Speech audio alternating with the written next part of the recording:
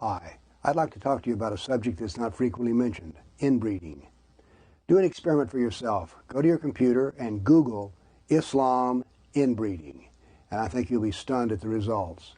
You'll find that in the Arab world, 40 to 50% of all marriages are inbred. In Egypt, 40% of the marriages are to a first cousin. In Saudi Arabia, 2/3 of the people who marry a close relative.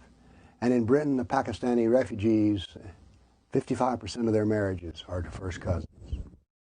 Now, the result of inbreeding is genetic damage. You get increased diseases, mental retardation, and lower intelligence.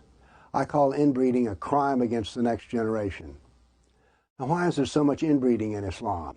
Well, if you think about it, you know the answer. Because of Muhammad, he married his first cousin, so that makes that process sunnah. The Quran lays out rules of marriage, but it allows first cousins to marry. This is in Quran 4:23. So according to the Sharia, divine law, inbreeding is good.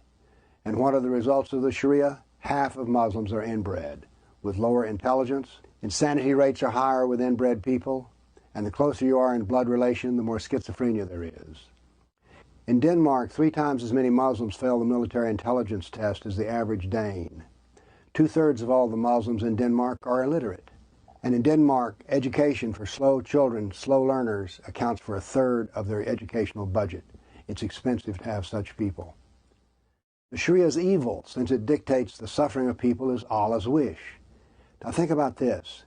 Islam says it is destined to rule the world. And if it does, inbreeding will be everywhere, and humanity will actually devolve.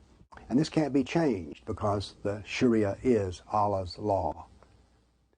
But why are we silent about Sharia suffering? Why can't we educate about this harm? How can we go about trying to show that this is wrong? Oh, wait a minute, we can't do this because this would be offensive to Muslims. So we won't be including incest in part of the explanation about the beauty of Islam in our schools. Can we find a Muslim who will say that inbreeding is wrong? Will he abjure this because science agrees it is wrong? Can we run a social program to educate immigrants who come here about genetic damage? Well, as good as that sounds, because it would reduce suffering, that would be Islamophobic. How evil does something have to get before we can talk about it? I want to prevent a crime against the next generation. Am I a bigot to talk?